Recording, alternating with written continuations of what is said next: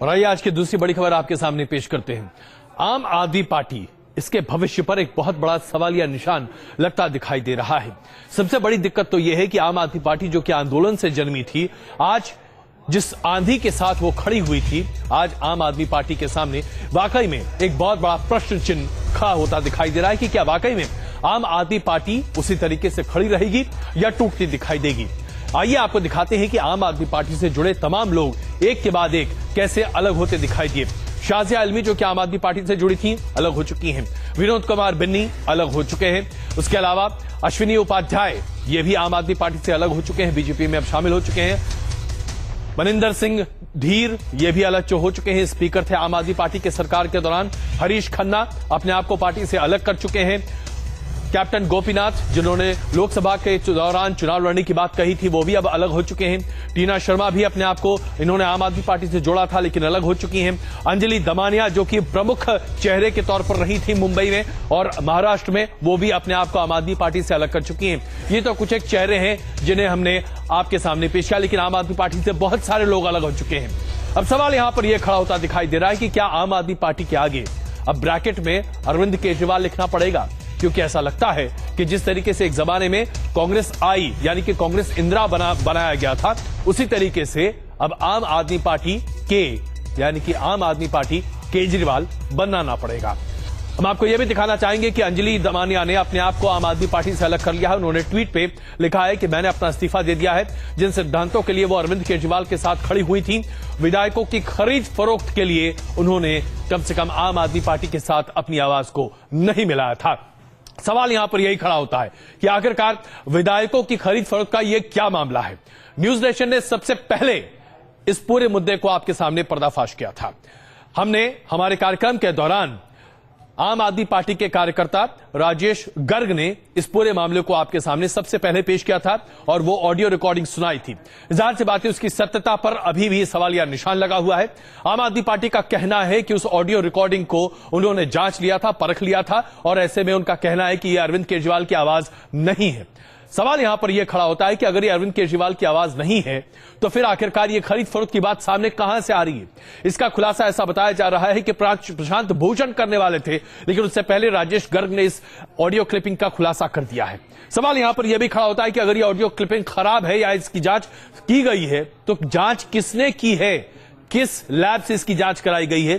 क्या आम आदमी पार्टी ने खुद ही जांच करके इस ऑडियो क्लिपिंग को निरस्त करार दिया है? कई ऐसे सवाल हैं जो आज आम आदमी पार्टी की विश्वसनीयता पर भी सवाल खड़े कर रहे हैं। अभी कुछ देर पहले मुझे जब ये पता चला, मैंने जो टीवी पे एक शो पे चल रहा था देखकर टूट चुकी हूं मैं। मेरे जैसे जितने कार्यकर्ता है वो भी टूट गए, क्योंकि हम इस पार्टी में कोई पॉलिटिक्स करने नहीं आए थे, अपना नाम गाम बनाने नहीं आए थे।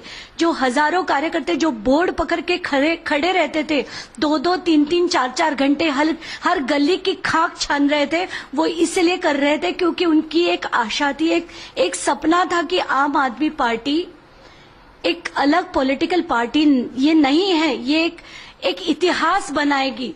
तो मैं आज ये सबको रिक्वेस्ट करती हूँ, ये जितने लीडर्स हैं सबसे रिक्वेस्ट करती हूँ, 48 घंटे में ये जितने एलिगेशंस है दोनों बाजू पे इसके तहकीकात हो।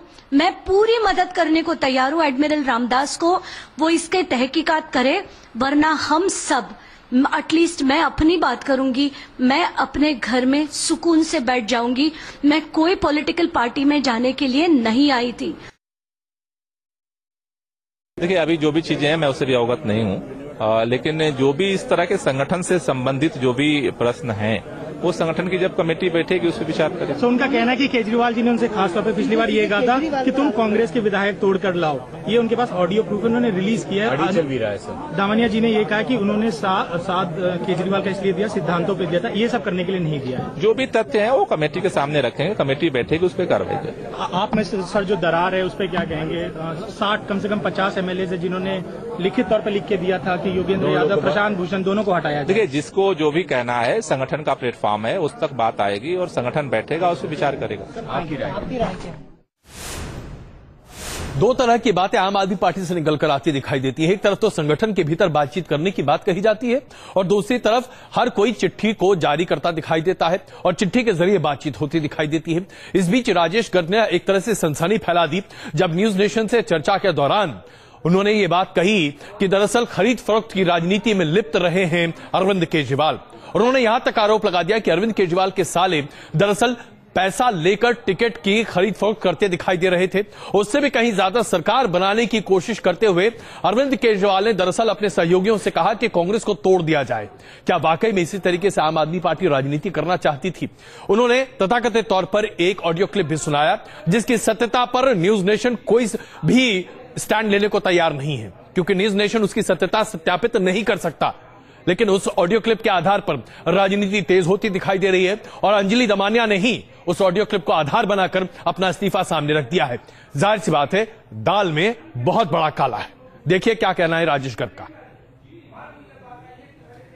हाँ, हम तो तैयार हैं यार, लेकिन वो लोग नहीं मान रहे ना, मतलब वो ये लोग टच में है, मनीष वगैरह।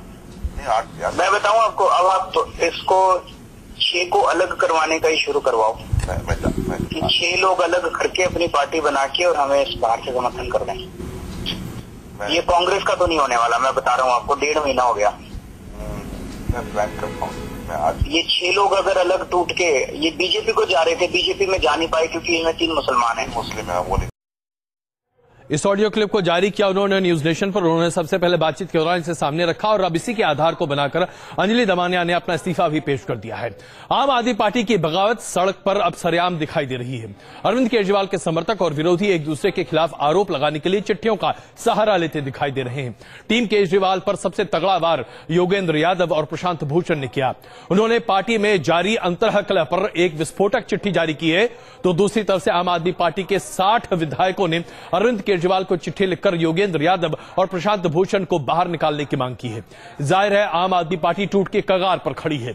एक तरफ योगेंद्र यादव और प्रशांत भूषण की मोर्चाबंदी है, तो दूसरी तरफ ऐसे कई लोग हैं जो कि पूर्व विधायक राजेश गर्ग जैसे हैं, जो अरविंद केजरीवाल पर खरीद फरोख्त का इल्जाम लगाते दिखाई दे रहे हैं। अंजलि दमानिया ने इसे आधार बनाकर अपना इस्तीफा पेश कर दिया है और कलह के कुनबे को तार तार कर रही हैं। दूसरी तरफ अरविंद केजरीवाल खुद चुप्पी साधे बैठे हैं, अपना इलाज बेंगलुरु में करवा रहे हैं और उससे भी अधिक स्थिति यह बनती दिखाई दे रही है कि अरविंद केजरीवाल के समर्थक तमाम पार्टी के जो सिपाही हैं वो आज योगेंद्र यादव और प्रशांत भूषण पर प्रहार करते दिखाई दे रहे हैं। ऐसा लगता है कि हर किसी को यह अधिकार और इख्तियार है कि वो एक दूसरे पर प्रहार करता दिखाई दे।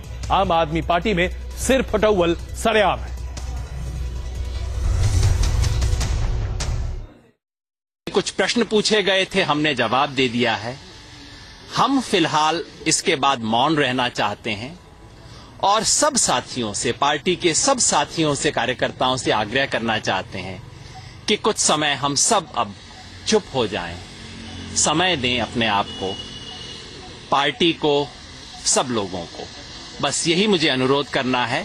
साथ में पार्टी से हमने अनुरोध किया है कि वे संभव हो तो इस चिट्ठी को भी पार्टी के ऑफिशियल वेबसाइट पे, फेसबुक पे उसी तरह से प्रसारित करें जैसा कि उन्होंने कल की बयान को किया था। ऐसा करेंगे तो हमें बहुत अच्छा लगेगा। उन्होंने ये कहा है कि एक सख्त कार्रवाई होनी चाहिए, एक संदेश जाना चाहिए। सख्त कार्रवाई तो हो तो गई, पीएससी से निकाल दिया गया। नहीं, पीएससी के निकालने के बाद भी तो वही हो रहा है, रोज की बयानबाजी हो रही है, कभी अरविंद जी पर सवाल, कभी संगठन पर सवाल। तो निर्णय अरविंद जी ले, पार्टी का नेतृत्व ले, नेशनल काउंसिल, नेशनल एग्जीक्यूटिव निर्णय ले, निर्णय उनको लेना है।